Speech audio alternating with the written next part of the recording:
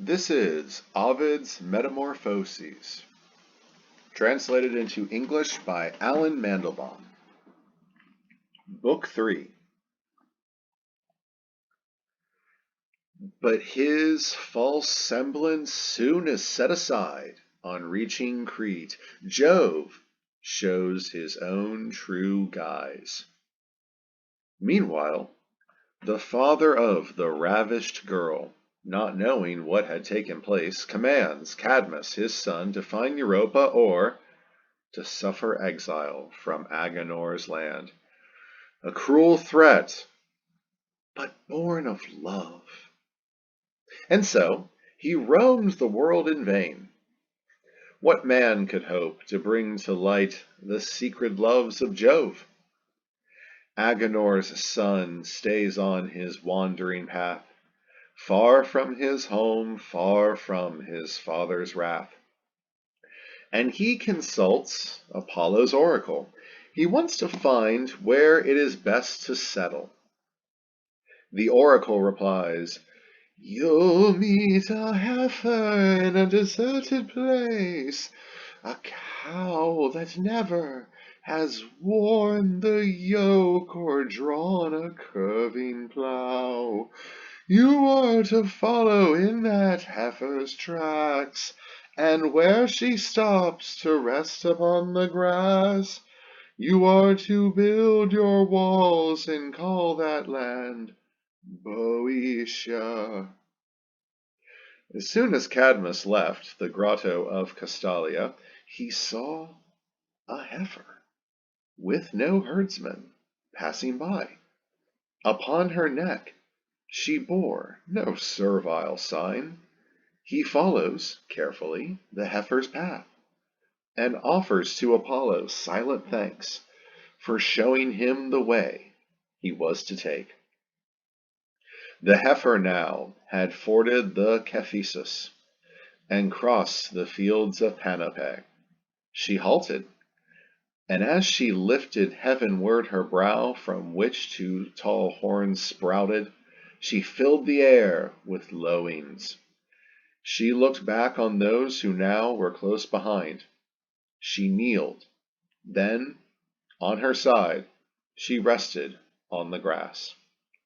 The grateful Cadmus's lips kissed this foreign land. So did he greet these fields he'd never seen before, these peaks. But then, for the libations to complete the sacrifice he now would offer Jove, he needed living water from a spring, and this he sent his serving men to seek. An ancient forest lay at hand. No axe had ever violated it. A mass of rocks, a grotto forming a low arch, stood there among dense shrubs and pliant boughs, and from that cave abundant waters gushed. That grotto served a serpent as his den, a serpent that was sacred unto Mars. He had a golden crest, his eyes flashed flames, and all his body was puffed out with poison. He had 3 tongues that flickered, and his teeth were set in 3 rows. And into this wood the luckless men of Tyre now made their way.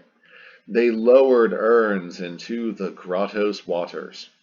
Their pitchers splashed and clattered, and the dark blue serpent, hissing horribly, thrust out his head from the deep cave. Their hands were quick to drop the urns, their blood ran cold. Fear-struck, they trembled suddenly. The serpent twists and twines his body into scaly knots. He darts and flashes. In a giant arch, he rises through the unresisting air to half his height, and all the forest lies beneath his gaze. And you could see his size, a mass to match the snake that stands between the 2 bears. Oh, he is quick to spring upon the men of Tyre, whether they prepare to fight or just take flight, or, paralyzed by fear, do nothing, he attacks them all. His fangs kill some, and some his crushing coils, and some he kills with his infested breath. The sun had reached its zenith. Shadows now were at their thinnest. Cadmus, wondering what's kept his comrades back, sets out in search. He has a shield of lion's hide, a lance with gleaming iron tip, and a javelin, and better than all arms, his daring soul. On entering the woods, he sees his friends' cadavers, and the giant victor licking the horrid wounds with bloody tongue. Cadmus cries out, "My faithful friends, I shall avenge your death or die beside you." Saying that, he lifts a massive rock with his right hand and, straining to the utmost, heaves it at the serpent. Such a blow would surely have smashed in the sturdiest of walls with all its tallest towers. But the snake was left unscathed. The scales of its dark hide, much like a hard cuirass, repelled the crashing rock. Yet they're not tough enough to stand against the javelin. It strikes his flexing spine just at the middle coil. Its iron tip drives deep into his innards. Mad with pain, the snake twists back his head and sees his wound. His teeth grip tight the shaft, and even as his body shakes, at last he frees the shaft. But in his bones the iron tip holds fast. At that, his wrath can only grow. The veins along his throat are swollen. His dread jaws are flecked with white foam. Even as they scrape along the ground, his scales resound. The breath that issues from his Stygian cave infects the air. He writhes in giant coils, and then he stiffens like a towering trunk erect, or like a swollen river thrusts ahead, smashing the trees with his onrushing chest. Agenor's son gives way a bit. His shield of lion's hide repels the snake's attack. His thrusting spearhead holds those jaws in check. The angry serpent snaps at the hard shaft. No use. His teeth are caught on the hard tip. Down from his poisonous palate, blood now drips, staining the green grass, but the wound can't take its full effect.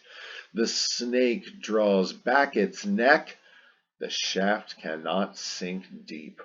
Yet now at last Agenor's son draws closer, planting fast the shaft into the serpent's throat until the snake in his retreat meets at his back an oak tree. Cadmus spears both tree and neck. Beneath the serpent's mass, the oak tree bends, and at the lashing of his tail, it groans. The victor looks at the defeated hulk, but suddenly he hears a voice, although he can't tell where it comes from. It is heard. "Why, Cadmus, do you stare at that slain snake? You too will be a snake, at whom men gaze." There Cadmus, pale, his senses gone, dismayed, stood with his hair erect on end, afraid. But then Minerva came, that warrior's aid. She glided from the sky and ordered him to plow the ground and then to plant within the earth the viper's teeth. These were to be the seeds of men to come. And he obeyed. And even as he pressed his plow, as she had bid him to do, he scattered the snake's teeth within the ground. From such seed men would spring. At that, a thing beyond belief, the ground began to stir, and from the furrow sprang spear tips, then casques with waving plumes, and next shoulders and chests and weapon-bearing arms, a harvest crop of warriors with shields. Just so, on holidays, the theater's backdrop is raised, and human forms appear. One sees the faces first, then slowly all the rest, as rolling upward steadily, full forms appear until, at the stage edge, their feet are planted. Frightened at the sight of these new enemies, Agenor's son prepared his weaponry, but "Set those down!" one of the race, sprung from the ground, cried out. "This is a civil strife. Do not intrude."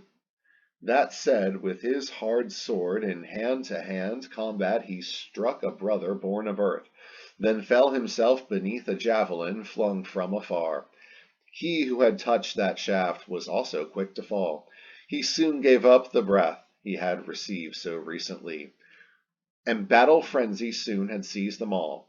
Each at the other's hand those brothers fell. Their wounds were mutual. Now those young men, destined to such brief lives, beat with their chests against their mother earth, warmed with their blood. 5 youths alone were left alive. Actaeon was one of these. Warned by Athena, he cast down his weapons to the ground. He sought and made a pact of peace with his 4 brothers. All 5 were at his side when, to fulfill the orders of Apollo's oracle, the stranger came from Sidon on the soil the god had promised to him, founded Thebes. And Thebes has flourished. Even in your exile, O Cadmus, you might seem content and tranquil. The parents of your wife were Mars and Venus, and she, Harmonia, has given you dear sons and daughters and dear grandsons too, past boyhood now. But it is surely true that we must never count a man as blessed until we see his final day, his death. O Cadmus, in the midst of all your gladness, the cause of your first sorrow was Actaeon. For strange horns sprouted on your grandson's brow, and then his blood was lapped by his own hounds. But if you probe with care, you will not blame your grandson. For the one to fault is fate. There is no mistaking, there is no crime in making a mistake.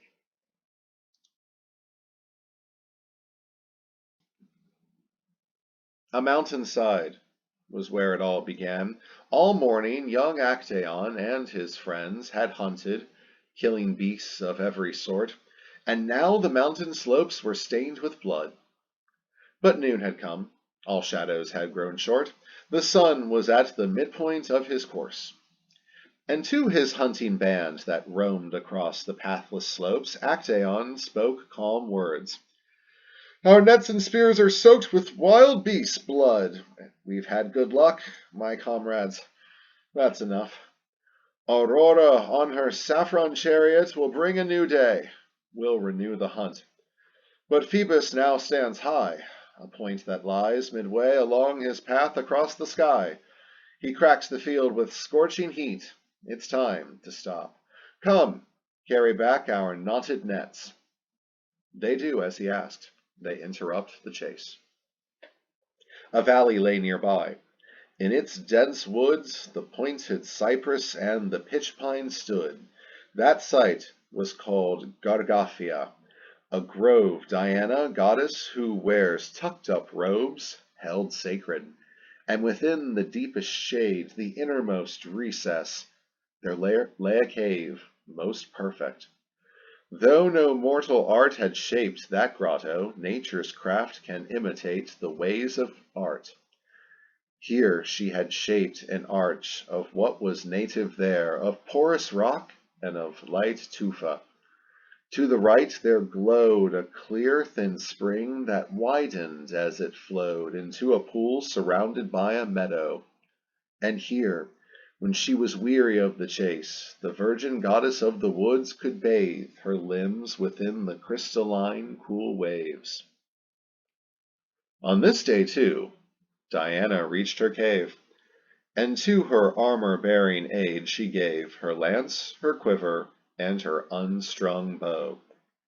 And when she sheds her robe, another holds what she had put aside. Two nymphs unbind the sandals from her feet, while Crocale, the daughter of Ismenus, more adept than they are, gathers up Diana's hair, where it trails loose upon the goddess's neck, and knots it neatly, although Crocale's own hair hangs free. Amsecas, Phiale, and Ranis, Nephele, and Hyale fill ample urns with water, which they pour over Diana, daughter of the sun. And while the goddess, as she's always done, was bathing in her pool, Cadmus's grandson, now that his hunting task had been postponed, had chanced, while wandering, to reach that grove, a place he did not know. And now he found the sacred cave, for fate would have it so. No sooner had he come into that grotto, whose walls were sprayed with water from the spring, than all the naked nymphs, on seeing him, a male, beat on their breasts. They filled the grove with sudden cries. They crowded round Diana, trying to hide her body with their own. But taller than her nymphs above the rest, the goddess could be seen up from the neck. Diana, so dismayed, without her clothes, upon her cheeks displayed the color shown by clouds when struck aslant by sunlight or by dawn, the color crimson. Though her band of nymphs pressed close around her, she did turn aside, avert her face. She had at hand no arrows, shafts she would have liked. Instead, she used just what she had. Diana took and flung the water, and his face was drenched. And as she cast the water of revenge that soaked the young man's hair, the goddess said in words that were an ominous presage, "Now go. Feel free to say that you have seen the goddess without veils. If you can speak." There were no other threats, but then she set a long-lived stag's horns on the head she drenched. She made his ear-tip sharp, stretched out his neck, and changed his hands to feet, arms to long legs, and cloaked his body with a spotted hide. That done, timidity was added on. And now Altanoe's heroic son takes flight, and, as he races, he's amazed at how much speed he has. Then, when he sees his features and his horns in a clear stream, he tries to say, "Poor me," but has no words. He moans. That's all his voice can summon now, and tears flow down a face that's not his own. But while he stands in doubt, he sees his hounds, and they sight him. The first to bark aloud, the Cretan dog, Ichnobates, so quick to scent a quarry, and the Spartan dog, Melampus.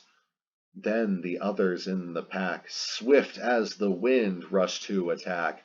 Lilaps, fierce Theron, and the stout Nabrophonus, Dorceus, Pamphagus, Oribassus, all three Arcadian dogs, swift Paterelus, keen Agre, and Helias, battling dog. Just lately he'd been ripped up by a boar. Harpia with her two pups, Nape born of a she-wolf, Polmenis, who, before, had served as shepherd dog, and with thin flanks the Siconian Ladon, Canace and Dromus, Sticte, Tigris, Alce, Leucon, whose coat was white as snow, and Asbolus with pitch-black hairs, and famed for sturdiness, stout Lacon, and the racing hound Aello, and Thos, and Lycisce with her brother Cyprius, Melaneus and Harpalos, who in the middle of his black brow bore a white sign, shaggy Lacne, and two brothers, Agriodas and Labrus, though their father was Cnosian, their mother was from Sparta, Hilactor with his piercing bark, and others. To tell their names in full would be past measure.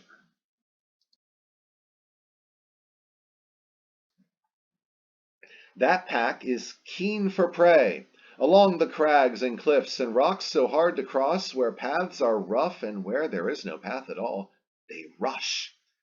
On those same slopes where he once gave, he now is given chase. He has to race away from his own hounds. He wants to shout, "I'm Actaeon! Don't you recognize your master?" But his heart has been denied all speech. Their barking echoes through the sky. While Melancoetes is the first to fix his fangs in his own master's back, the next is Theridamas, while the one to clutch his shoulder fast is Oresitrophus. Those three had started later than the rest, but by a mountain shortcut had outstripped the others.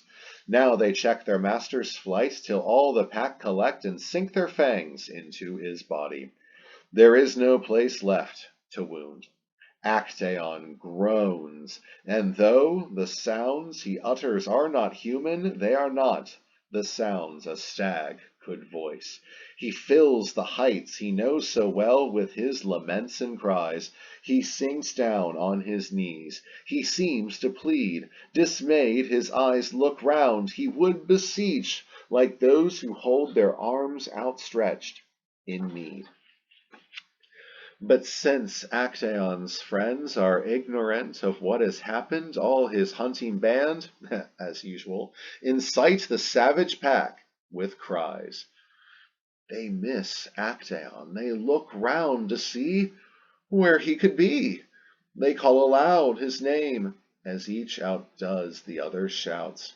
Actaeon hears his name and turns around, but when they see he's absent, they complain. They say that laziness keeps him away. He's missed the spectacle that ends the chase, the sight of such a splendid stag at bay.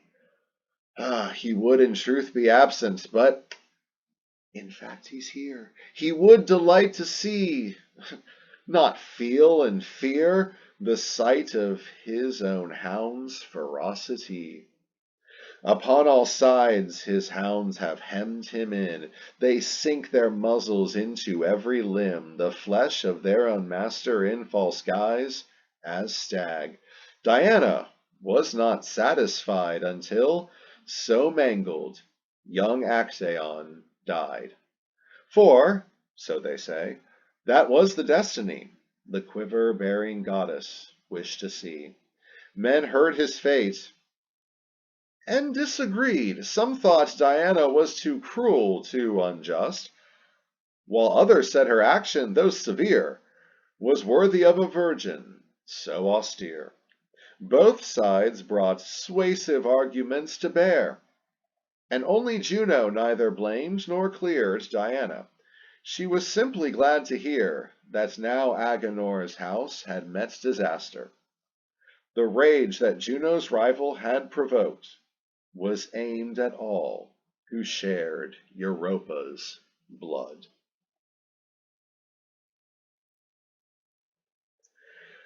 A newer hurt is added to the old, for Semele, so Juno has been told, is pregnant with the seed of mighty Jove.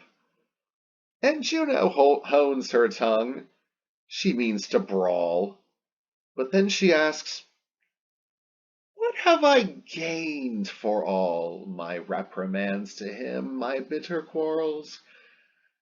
It's not my Jove, but Semele herself, whom I must strike, if I am rightly called great Juno.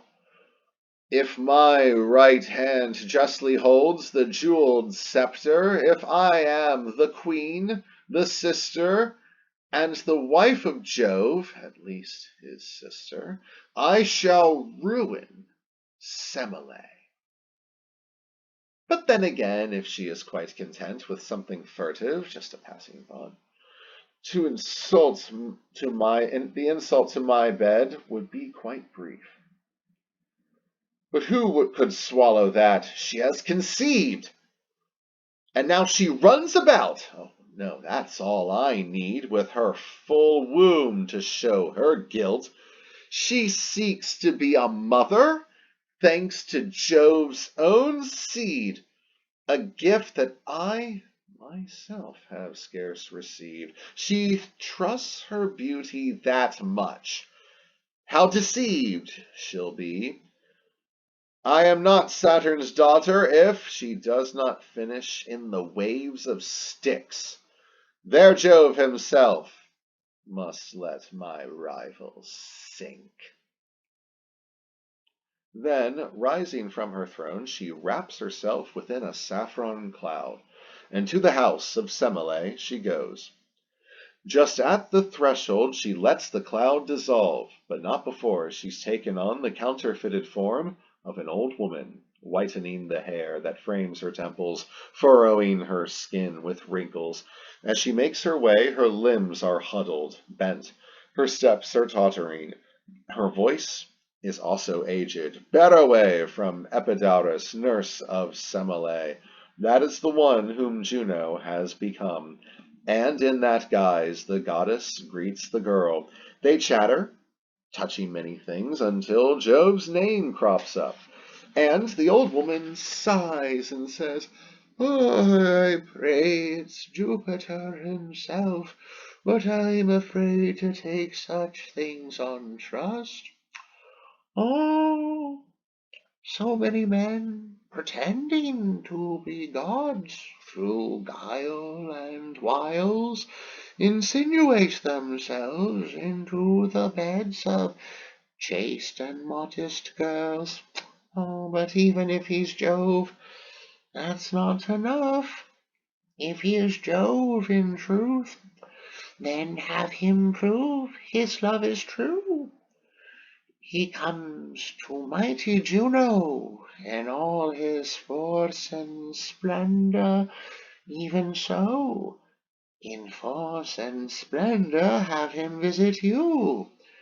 Yes, ask him to embrace you and to show the might and majesty that Juno knows. Let him display his powers when he comes." Such were the words of Juno.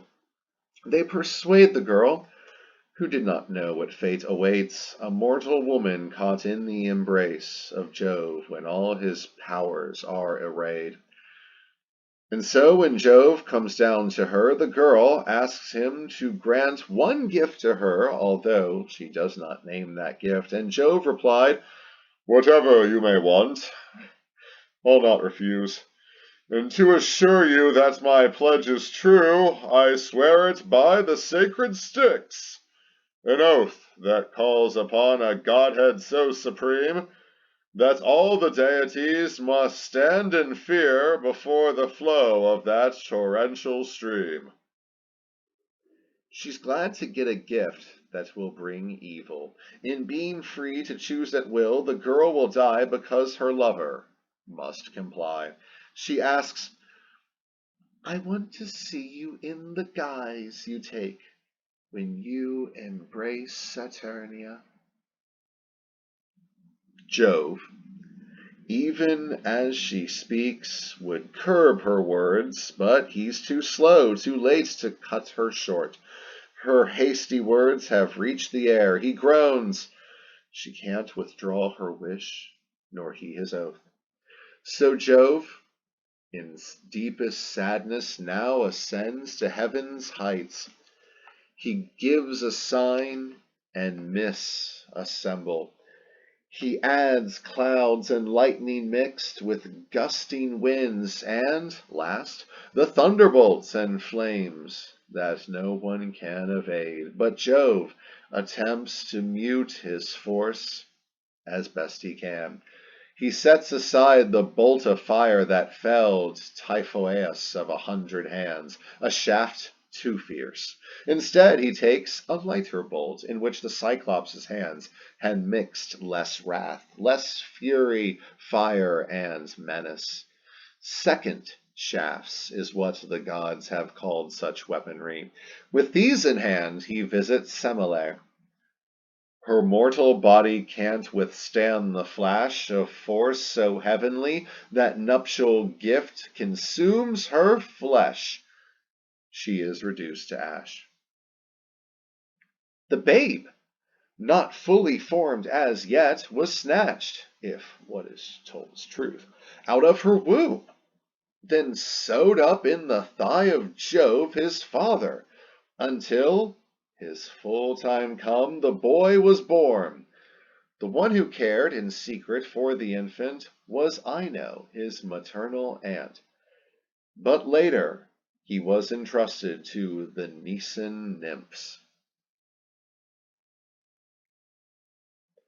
On earth, things followed all of fate's decrees, and even twice-born Bacchus's infancy was passing tranquilly.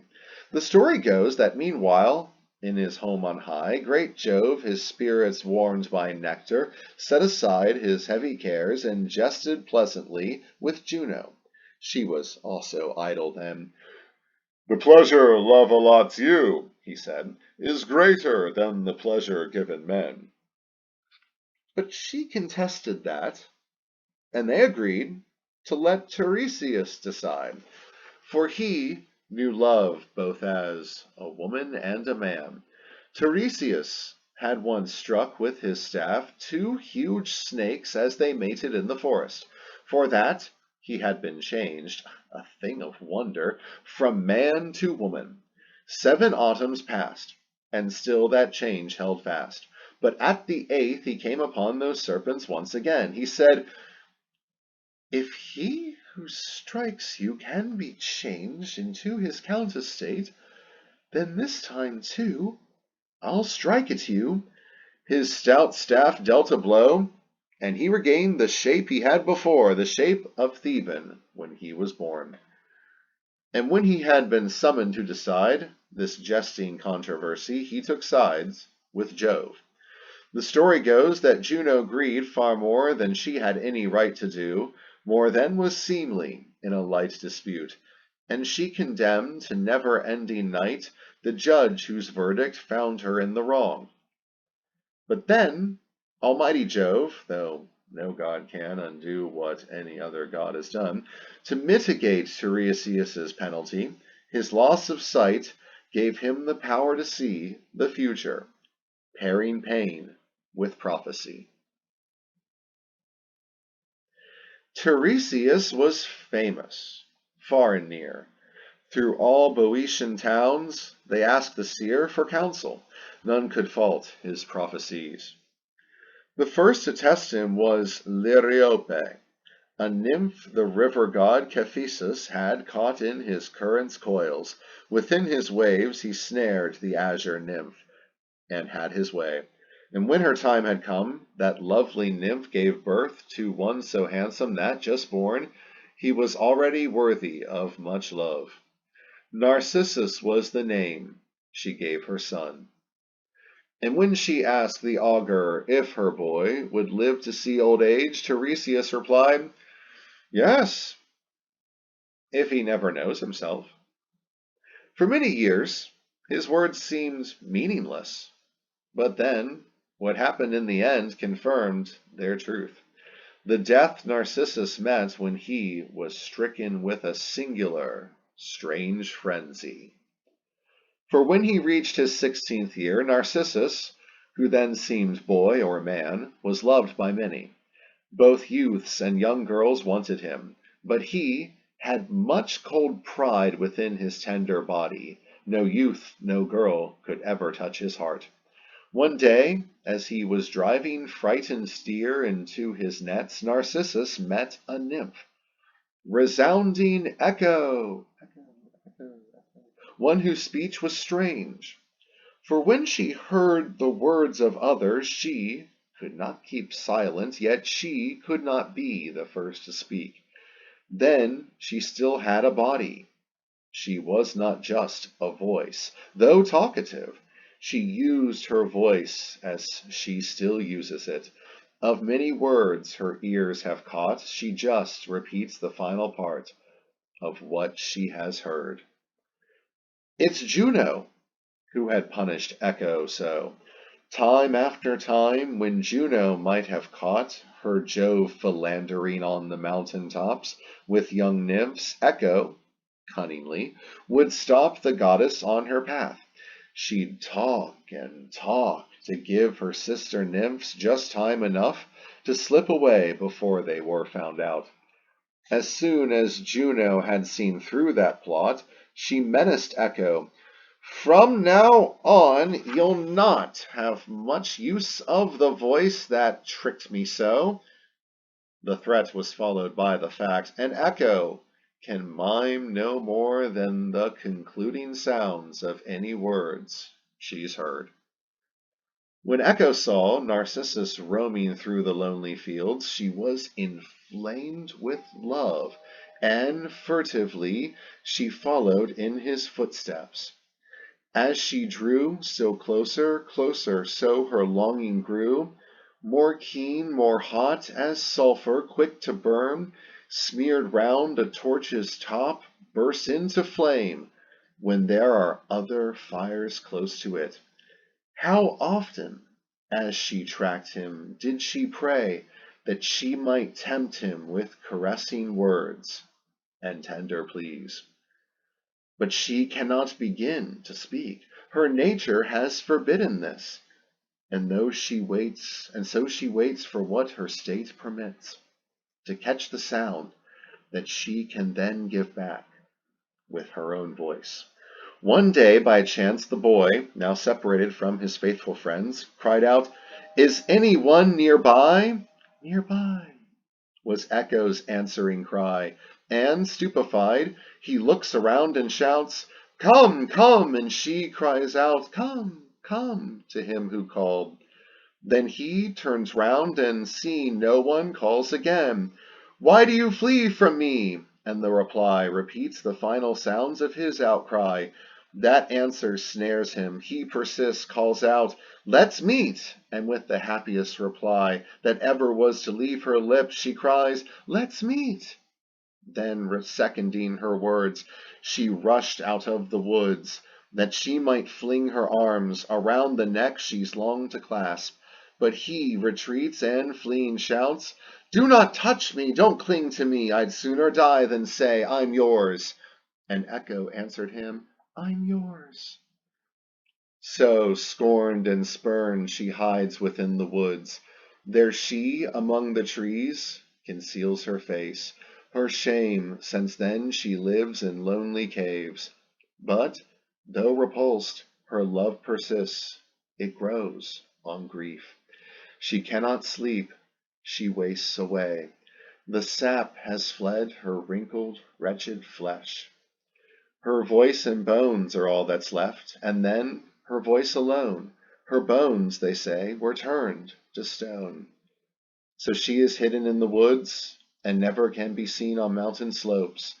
Though everywhere she can be heard, the power of sound still lives in her. And even as Narcissus had repulsed the nymph, he scorned the other nymphs of waves and mountains, and, before that, many men.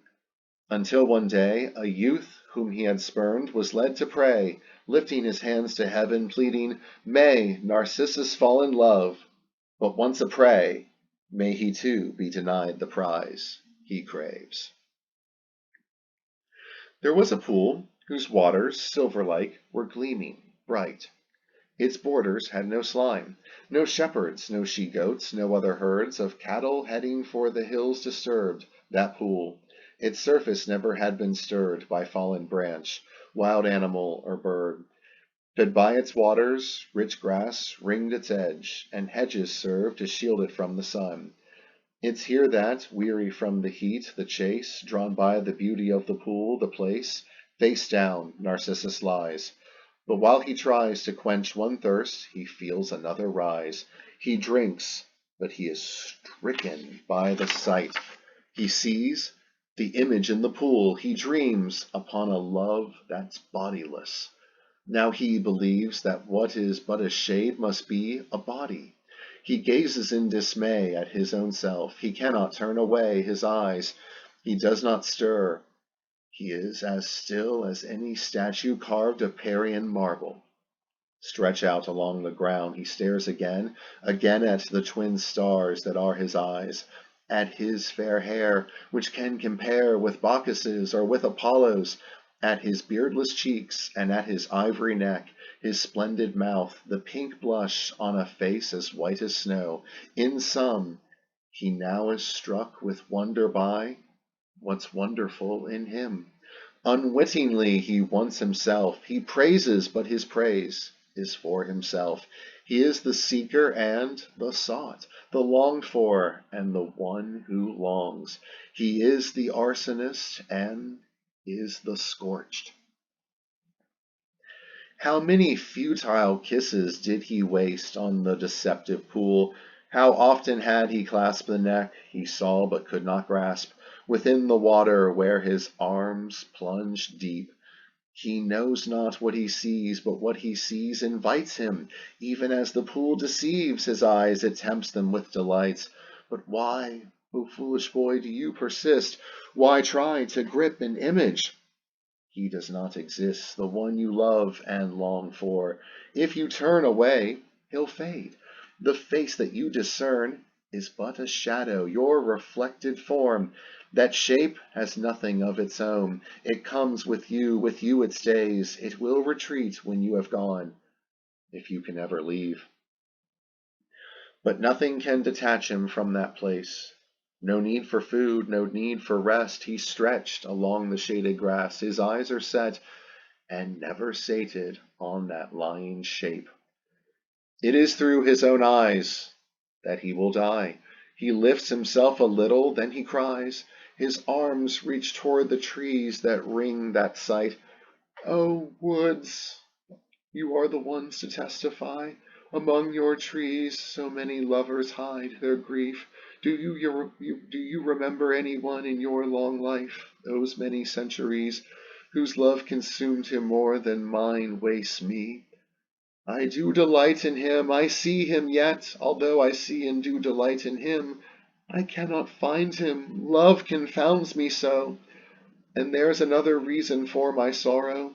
It's no great sea that sunders him from me, no endless road, no mountain peak, no towns, high walls with gates shut tight. No, we are kept apart by nothing but the thinnest stretch of water. He is keen to be embraced. My lips reach down, I touch the limpid wave, and just as often he, with upturned face, would offer me his mouth. You'd surely say that we could touch each other, for the space that separates our love is brief. Come now, whoever you may be, why cozen me, you boy without a peer in all this world? When I would seek you out, where do you go? My age, my form don't merit scorn. Indeed, the nymphs were lavish in their love of me. Your gaze is fond and promising. I stretch my arms to you, and you reach back in turn. I smile, and you smile too. And often I've seen tears upon your face just when I've wept. And when I signal you, you reply. And I can see the movement of your lovely lips returning words that cannot reach my ears. Yes, yes, I am he. I've seen through that deceit. My image cannot trick me any more. I burn with love for my own self. It's I who light the flames that scorched me then. What shall I do? Should I be sought or seek? But then, why must I seek? All that I need I have. My riches mean my poverty. If I could just be split from my own body, the strangest longing in a lover, I want that which I desire to stand apart from my own self. My sorrow saps my force. The time allotted me has been cut short. I die in my youth's prime, but death is not a weight. With death my pain will end, and yet I'd have my love live past my death. Instead, we two will die together in one breath. Such were his words. Then he returns, obsessed, to contemplate the image he had left. His tears disturb the water. As he weeps, they fall upon the surface. What he seeks is darker, dimmer now, as if to flee. "Where do you go?" he cries. "Do not retreat. Stay here. Do not inflict such cruelty. Let me gaze still at one I cannot touch. Let sight provide the food for my sad love." As he laments, he tears his tunic's top. With marble hands he beats his naked chest. His flesh, once struck, is stained with subtle red. As apples, white in one part, will display another crimson part, or just as grapes, in varied clusters, when they ripen, wear a purple veil. But when the water clears, he sees this. It is too much to bear. Just as blonde wax will melt near gentle fire, or frost will melt beneath the sun, just so he was undone by love. Its hidden flame consumes Narcissus. Now he wastes away. His color now has gone. That mix of white and ruddiness, he's lost his sap and strength. All that he's been so beautiful to see, there's nothing left of the entrancing flesh that once had won the love of Echo. Yet, faced with the sight of him, she feels deep pity. At each time he cries, "Ah, me!" the nymph repeats, "Ah, me!" And when he flails his arms and beats his shoulders, she repeats that hammering. His final words at the familiar pool, when once again he gazed into the waters, were these: "Dear boy, the one I loved in vain." And what he said resounded in that place. And when he cried, "Farewell, farewell," was just what Echo mimed. He set his tired head to rest upon the green grass, and then dark death shut fast the eyes that had been captured by the beauty of their master. Even when the world below became his home, he still would stare at his own image in the pool of Styx. His naiad sisters, in lament, as offering for their brother, cropped their hair. The dryads also wept. That choir of grief was joined by Echo as she mimed their sounds. They had prepared the pyre, the bier, the torches, but nowhere could they find Narcissus's body. Where it had been, they found instead a flower, its yellow center circled by white petals. And once his prophecy had come to pass, and all the towns of Greece had heard that renown, well earned, now crowned Tiresias, the only one among the Greeks to scorn the seer was Pentheus. He, Actaeon's son, despised the gods and mocked the auguries of old Tiresias. He even mocked the prophet for his dwelling in the dark, his blindness. But the white-haired seer just shook his head and answered, saying, "You indeed will wish that you had been denied this light, for then, made blind as I am blind, you might not have to see the rites of Bacchus. I foresee the day, and it is soon to come, when Bacchus Liber, son of Semele, shall come. If you don't worship that new god, you will be torn into 1,000 parts. Your scattered limbs tossed round about, your blood will foul the woods and stain your mother and your mother's sisters. This will come to pass. You will not honor the new god, and then you will complain that in my blindness I saw far too well. His words were not yet done when Pentheus chased him out. But what the seer had said was true. His presage soon fell due. Now Bacchus has arrived. Fanatic cries ring out across the fields for these new rites, a mix of men and matrons and young wives. The nobles and the commons leave behind the town. They rush and crowd. What heats your mind with this insanity? So Pentheus tries to check them. Why this frenzy? Are your minds askew? Mars' serpent was your parent. Can you now succumb to clanging cymbals and the flute of crooked horn, the cheap deceits of magic? How can you, who did not fear the swords of war, the trumpets, tight-held spears, arrayed and keen, now be defeated by this wine-incited madness, these shrill cries of women, obscene crowds, and futile drums? What sorry sight could leave me more amazed? You elders, you who sail the long seaways, who brought your wandering household gods to this transplanted Tyre, would you now permit all this to fall without defending it? Or you, young men, much closer to my years, men far more fit for gripping armor than for lifting high the thyrsus, helmets suit your heads much more than tender garlands do. I ask you this. Remember, you're the seed of one whose serpent strength was such that he, although alone, crushed many. In defense of his own pool and fountain, he met death. Come now, defend your name, your fame. He killed brave warriors. But you need only rout a coward crowd to save your father's land. If Thebes is fated to a life so brief, then I should rather see these great walls breached by warriors and battering rams. At least I'd hear the clash of iron, the roar of flames. We would be wretched then, but not ashamed. Lament would be our lot, but we would not have need to hide our blame. There would be tears, but we would be unstained. But now our Thebes will fall before an unarmed boy. He has no warcraft and no horsemen, no sharp shafts.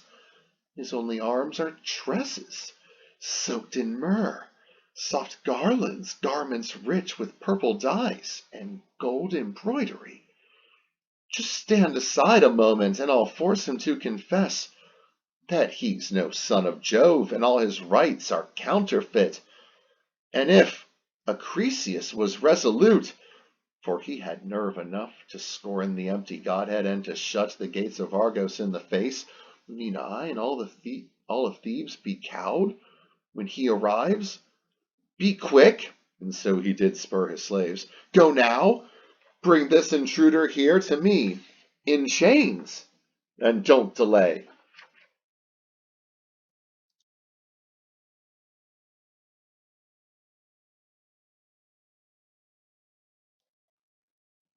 Though Cadmus tried to sway his grandson, as did Athamas and all his family, no counsel could dissuade the mind of Pentheus. They can't stay his rage. Their calls for calm don't check him. They abet the force they would repress. So have I seen a torrent, there where nothing curbed its course, flow rather peacefully, no rage, no roar. But where it had been dammed, where giant stones and tree trunks blocked its path, it boiled and foamed. Resistance only made its fury grow. And now his slaves return, blood-stained and scarred, and when their master asks where Bacchus is, they say they have not seen him. Then they add, we caught this follower of his, this priest who served his rites. And they push forward a man whose hands are tied behind his back. He's an Etruscan devotee of Bacchus. The eyes of Pentheus stare in fury, yet he does not kill him on the spot, but asks, "O you who now will die, and with your death will serve to warn the others, tell me this, your name, your parents' names, your land, and why you are a votary of these strange rites." The prisoner shows no fear as he replies, "Acoetes is my name, Myonia my country, and I come from humble folk. My father left no fields for me to till, no sturdy oxen, and no woolly flocks, in sum, no cattle. He himself did not have much, no more than line and hook and rod. He would catch fish and draw them, leaping up. That craft was all his wealth, and when he passed his skill to me, he said, 'You are to have my craft, you are my follower, my heir.' And when he died, he left me nothing more than the expanse of waters. This is all that I can call my patrimony. Soon, that I, for all my days, not be confined to nothing but these shoals, I learned to guide a ship. I taught my hands to steer, my eyes upon the stars. I learned to recognize the rainy constellation of the Goat, Tegete, the Hyades, the Bears. I learned the ways of winds and their directions, what harbors offer ships the surest shelter. By chance, as I was headed out for Delos, thrust off my course and toward the coast of Chios.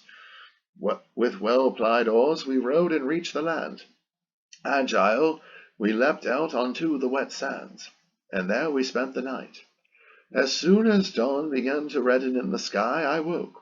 I showed my crewmen where they were to go to find and fetch fresh water. Meanwhile I remained upon a rise to see what wind was promising. Then I called back my comrades as I headed for the ship. Opheltes led the others, shouting, "Here we are!" Across the sands he tugged a boy, a trophy, so he called him, whom he'd found in a deserted field, a boy whose form could match the loveliness of a young girl. That boy, like one who's stunned by wine and sleep, can hardly follow him along the beach. He sways and staggers. As I stare at him, his clothes, his face, his gestures, nothing seems to mark him as a mortal. Sensing that, I tell my friends, I do not know which god is hidden in this body, but I know that in this body there's a deity.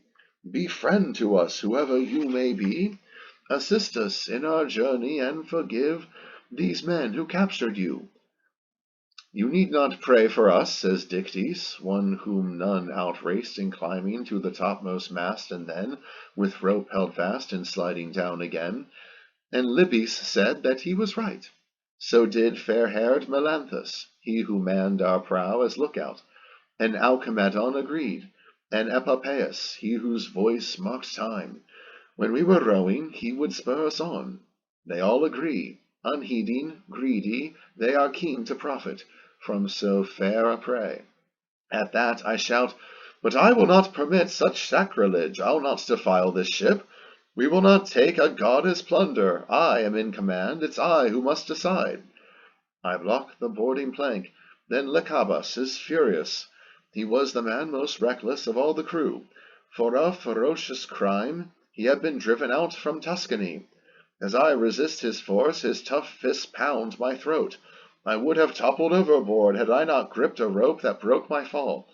The godless crew applauds that blow. At last, Bacchus, for he indeed is Bacchus, just as if the ruckus had awakened him and wine no longer dimmed his mind, cries out, "What are you doing?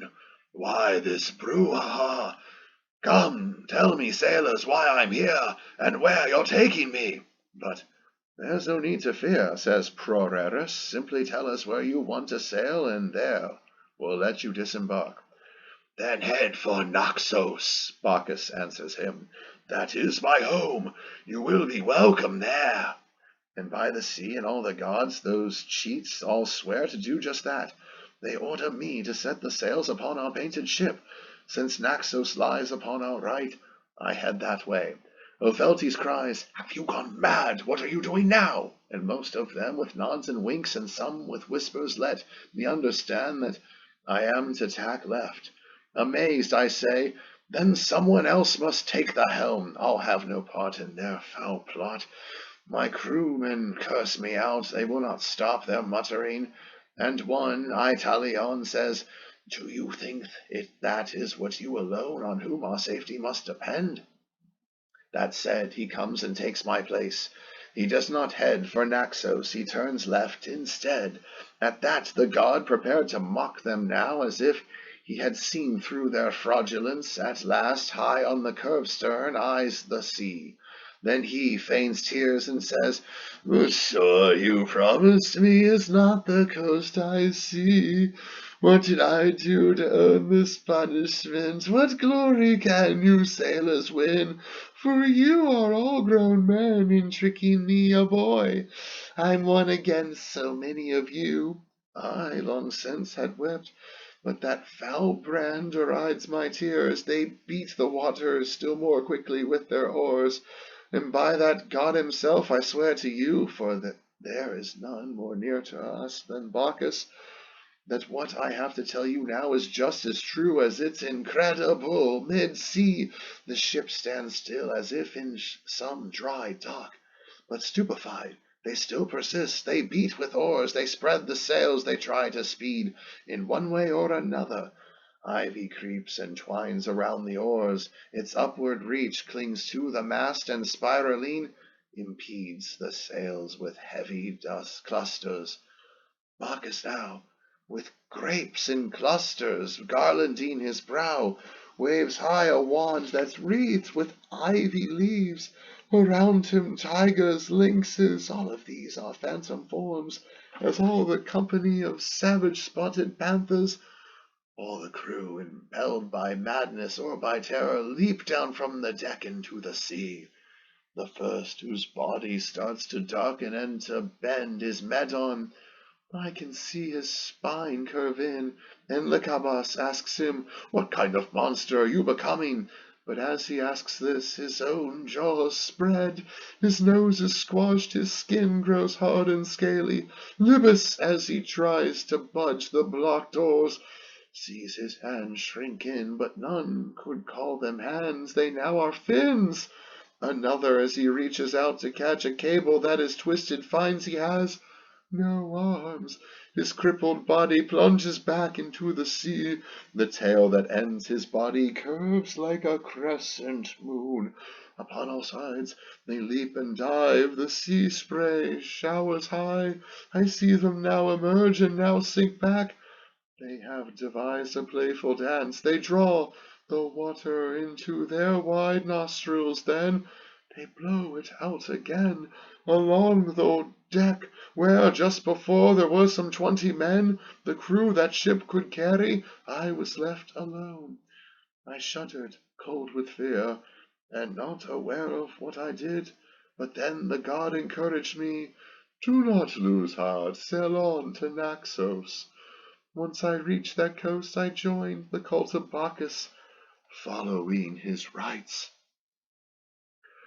"We've showed such patience," Pentheus said. "We've heard all of your endless tale, which wound its way so that my anger might, through such delay, wind down. But now, you slaves be quick, don't wait. His fate is savage torture. Send him down into the night of Styx." Tyrrhenian Acoetes, carried off at once, was locked within a sturdy dungeon. But as they prepared their instruments of cruel torture, the irons in the fire, it is said that of their own accord the doors flew open, and of their own accord, with no one there to loosen them, the chains fell from his arms. But Pentheus, unrelenting, goes himself. He sends no messenger to see the place where Bacchantes choose to celebrate their sacred rites, Kithyron, and the mount resounds with strident chants and howls and shouts. As an excited stallion, when he hears the brazen trumpet sound the battle call, is keen to join the clash, so Pentheus, when he hears those long-drawn cries pulse through the air, grows hot. That clamor reignites his wrath. Midway along the mountainside there lies a clearing. Although ringed by woods, that site stands free of trees, and here, as Pentheus spies the sacred rites with his profaning eyes, the one who is the very first to sight Actaeon's son, just as she was the first to rush against him madly and the first to hurl a thyrsus at him, is his mother. "Come, come, my sisters, both of you," she shouts. "A giant boar is roaming on our slopes. I must tear him apart." Against him rush all that mad crowd, attacking from all sides. He's trembling, yes, he's trembling now. His speech is much less violent. He blames himself, admits that he has sinned. But he is pierced with bitter wounds. He cries, "Altanoe, my dear aunt, help me now. You must recall Actaeon's shade. Have mercy." She does not remember her Actaeon, and she shreds his right arm, and fierce Ino rips his left. That sorry wretch has no arms left with which to plead. He lifts the stumps. "Oh, mother, see, Agave, seeing that, just howls. She shakes her head, her hair tears off his head, and yells as she lifts high his head, 'This, comrades, spells our victory, our work!' The wind is not more swift in stripping leaves from some tall tree, when, touched by autumn's chill, they hang loosely, than were those vile hands tearing Pentheus's body. The fate of Pentheus serves as warning. Now the Theban women, bearing incense, crowd these new rites. At these holy shrines they bow.